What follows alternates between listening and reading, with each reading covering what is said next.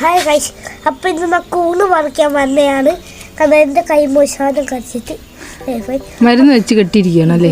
എന്തോ ജീവി അടിച്ചാണ് അവൻ്റെ. രണ്ട് കൊമ്പുണ്ട്, പിന്നെ ബാക്കിൽ അത് ഒരഞ്ഞിപ്പോയി. നമുക്ക് പോവാ.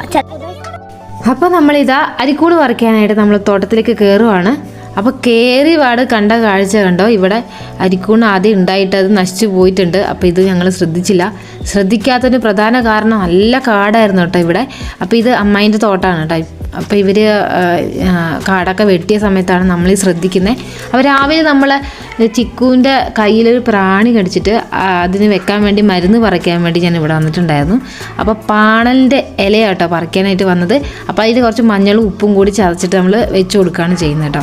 അപ്പോൾ ഞങ്ങൾ ഇതാ കൊണ്ടെടുത്ത് എത്തി. അപ്പോൾ ഇതാ നമ്മളെ ഈ കൊല്ലത്തെ ആദ്യത്തെ അരിക്കൂണ് ഞങ്ങൾക്ക് കിട്ടിയിട്ടുണ്ട്. അപ്പോൾ ഞങ്ങളിത് പറിച്ചെടുക്കുകയാണ് കേട്ടോ. പിന്നെ നല്ല മഴ വരുന്നുണ്ട്, അപ്പോൾ വേഗം പറിച്ചെടുക്കണം.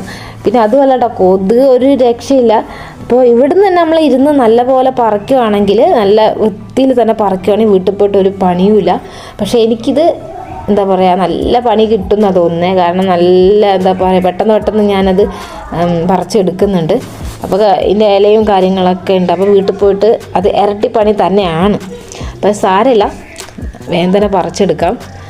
അപ്പോൾ ഇതാ ചിക്കു പറിച്ചുകൊണ്ടിരിക്കുന്നുണ്ട്. അപ്പോൾ നിങ്ങൾക്കൊക്കെ അരിക്കൂണ് കിട്ടിയോ? ഇപ്രാവശ്യം ഏകദേശം എന്താ പറയുക, അരിക്കൂണ് കിട്ടി തുടങ്ങിയിട്ടുണ്ട്. അപ്പോൾ നമ്മളെ സഞ്ചും കൂടി എത്തിയിട്ടുണ്ട്. അപ്പോൾ നമ്മളെ ചേമ്പക്കാരോ പറിച്ചിട്ടുണ്ട് കേട്ടോ. അപ്പോൾ നമ്മുടെ ചിക്കുവിന് ഇതാ ഇത്രയും അരിക്കൂണ് കിട്ടി. അപ്പോൾ എനിക്കിതാ ഇത്രയും കിട്ടി. എന്തായാലും വീട്ടിൽ പോയിട്ട് ഇരട്ടി പണിയാണ്, എന്നാലും കുഴപ്പമില്ല. അപ്പോൾ ഞങ്ങൾ കൂണൊക്കെ പറിച്ച് വീട്ടിലേക്ക് പോകണേ. അപ്പോൾ വീട്ടിലേക്ക് പോകാൻ നേരത്ത് ഇതാ കുറച്ച് അവർ ഇവിടെയൊക്കെ ഉണ്ട്. അപ്പോൾ അതും പറിച്ചെടുത്തിട്ടുണ്ട്. അപ്പോൾ തോട്ടത്തു നിന്ന് ഒരു പൂ കിട്ടിയിട്ടുണ്ട് കേട്ടോ. അപ്പോൾ അത് നമ്മൾ വീഡിയോ ഒക്കെ കണ്ടിട്ടുണ്ട്. ഇതിൻ്റെ ആ വെള്ളം പോലെ വരുന്നത് നമ്മൾ ഷാമ്പൂ ആയിട്ട് ഉപയോഗിക്കുന്നതൊക്കെ കേട്ടിട്ടുണ്ട്. അപ്പോൾ സത്യമാണെന്ന് അറിയില്ല കേട്ടോ.